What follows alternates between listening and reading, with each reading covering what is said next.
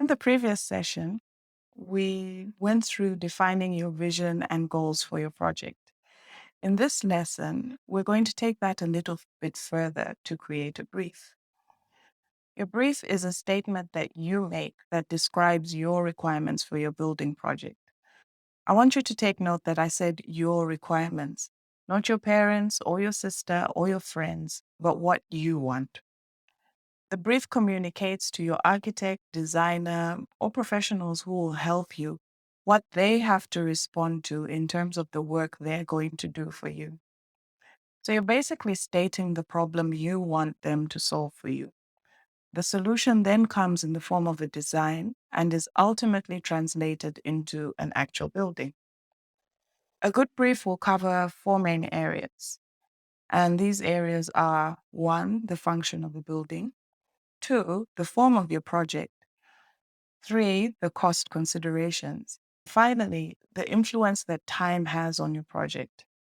I'll look at each of these in more detail so you know what information is useful for you to provide that will then influence the design of your house. We'll start with looking at the first two, the function and form aspects. Function deals with what's going to happen in your home. You're looking at people, activities, and relationships. Let's dig in a little deeper on this.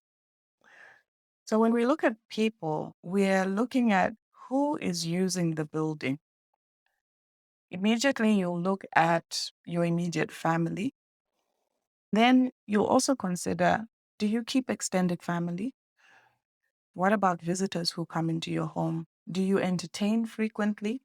What sort of considerations need to be made for what you do with your visitors? Secondly, it's activities. What activities should be accommodated in your home?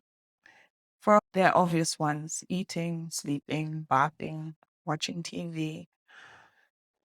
But in this day and age, our homes are having to do a lot more than they used to in the past because of our changing lifestyles.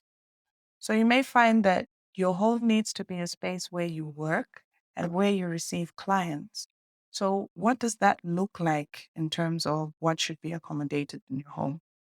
You may be an avid reader and you need a specific room to accommodate your collection.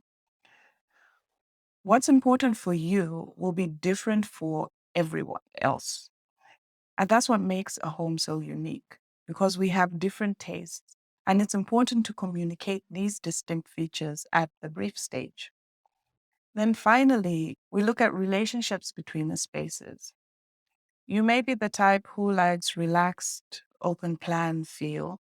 And that could mean that someone's in the kitchen, other people watching TV, and you're able to communicate, you're fine with that loose arrangement.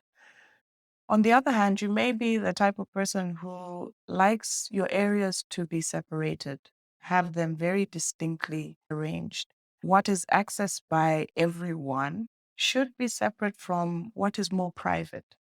So that was the function part of the brief categories. The next category we'll look at is form. And this is a more physical consideration. What will your home look like based on the features of your plot and your personal style preferences? So, firstly, if we look at the plot, what is your plot like?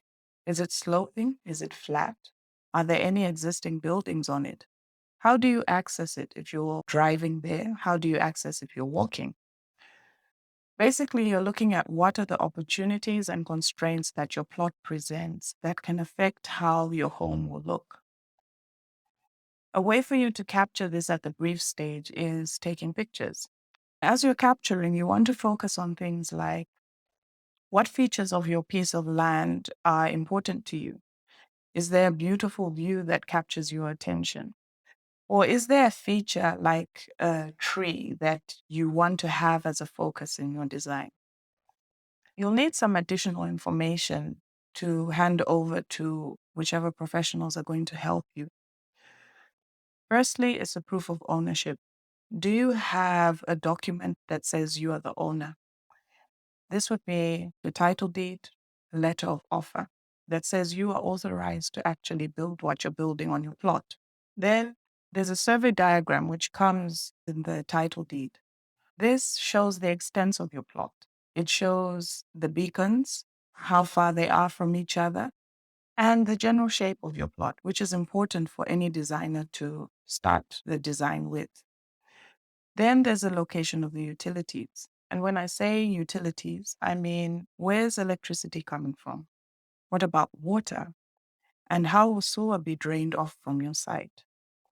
If you don't have any services, this needs to be communicated in your brief, as consideration needs to be made at this early design stage on how these will be supplied.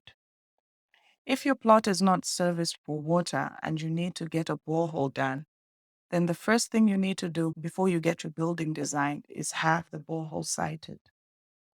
This will save you money in terms of design costs, just in case the borehole ends up being located where the house has been designed. Apart from the considerations of your plot, there's also considerations of what are your preferred tastes and styles. And I find this is a fun part of the process. There are lots of resources available on the internet that can help you. I'd just like to give a word of caution here, as it can be quite overwhelming with all the amount of information you have to be able to narrow it down into something that is useful for you. You need to find a way to limit your searches just to stay sane.